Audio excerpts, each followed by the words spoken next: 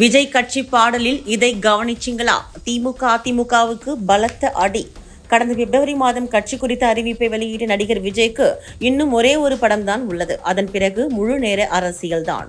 அதிமுக திமுகவுக்கு மாற்றாக அண்ணாமலை தனி ரூட்டில் அரசியல் செய்து வந்தாலும் விஜயின் அரசியல் வருகை அனைத்து தரப்பினரையும் சற்று கலகலக்கத்தான் செய்துள்ளது. விஜய் வந்த உடனே எப்படியாவது கூட்டணியை அமைத்துவிட வேண்டியதுதான் என்ற முனைப்பில் அதிமுக நாம் தமிழர் கட்சிகள் ஈடுபட்டு வருகின்றன. இந்நிலையில் சென்னை பனையூரில் உள்ள கட்சி அலுவலகத்தில் கட்சியின் கொடி மற்றும் பாடலை தமிழக வெற்றி கழகத்தின் தலைவர் விஜய் வெளியிட்டார். முன்னதாக கட்சி நிர்வாகிகள் தலைவர் விஜயின் தலைமையில் உறுதிமொழி ஏற்றுக்கொண்டனர். அதாவது மக்களாட்சி, மத சார்பின்மை, சமூக நீதி பாதையில் பயணித்து மக்களுக்கு கடமை ஆற்றுவேன், சாதி மதம் பாலினம் என்ற வேற்றுமைகளை கடந்து சமத்துவ கொள்கையை கடைபிடிப்போம், அனைவருக்கும் சம வாய்ப்பு சம உரிமை கிடைக்க பாடுபடுவேன், பிறப்புக்கும் எல்லா உயிர்க்கும் என்ற சமத்துவ கொள்கையை கடைபிடிப்பேன் என்று உறுதிமொழி ஏற்றனர். பின்னர் தமிழக வெற்றி கழகத்தின் கொடியை அறிமுகம் செய்தார் கட்சியின் தலைவர் விஜய்.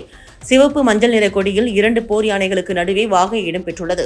தொடர்ந்து கட்சியின் அலுவலகத்தில் கொடியை ஏற்றி வைத்தார். பின்னர் தமிழன் கொடி பறக்குது, தலைவன் யுகம் பிறக்குது என தொடங்கும் கட்சியின் கொள்கை பாடலை வெளியிட்டார் விஜய்.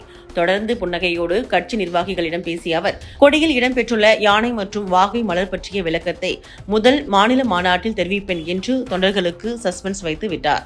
இதனிடையே கட்சியின் கொடி மற்றும் பாடல் உணர்த்தும் விஷயம் என்ன என்பதை நாம் பார்க்கலாம். திராவிட மண் என்று சொல்லப்படும் தமிழகத்தில் கருப்பு சிவப்பு நிற கொடிகள் கட்சிகள் இடையே பெரும்பாலான நிறமாக இருந்து வருகிறது. ஆனால் விஜய் சிவப்பு மற்றும் மஞ்சள் நிறத்தில் கொடியை அறிமுகப்படுத்தி இருப்பது தனக்கென்று தனி இடத்தை பிடிக்க முயற்சிப்பது தெரிய வருகிறது. மொழி போராட்டத்தை வைத்து திமுகவும் அண்ணாவை முன்னிறுத்தி அதிமுகவும் அரசியலில் தனி இடத்தை பிடித்ததை போன்று கொடியில் யானை வைத்திருப்பதன் மூலம் அம்பேத்கரின் கொள்கைகளை அடிப்படையாக வைத்து விஜய் தனது அரசியல் பாதையை உருவாக்க விரும்புகிறார் என்றே சொல்லலாம். பாடலை பொறுத்தவரையில் மதம் பிடித்த 2 யானைகள் போர்க்களத்தில் மக்களை துன்புறுத்தி வருவதை விஜயின் வெள்ளை நிற யானைகள் சென்று தாக்கி மக்களை காப்பாற்றும் வகையில் வீடியோ காட்சிகள் இடம்பெற்றிருக்கும். அதில் மதம் பிடித்த யானைகளை தமிழகத்தில் பிரதான கட்சிகளான திமுக மற்றும் அதிமுகவை குறிப்பதாகவும் அதனை வீழ்த்தி ஆட்சியை பிடிக்கப் போகிறோம் என்பதை தான் விஜய் மறைமுகமாக சுட்டிக்காட்டியிருப்பதாக கட்சியினர் கூறுகின்றனர்.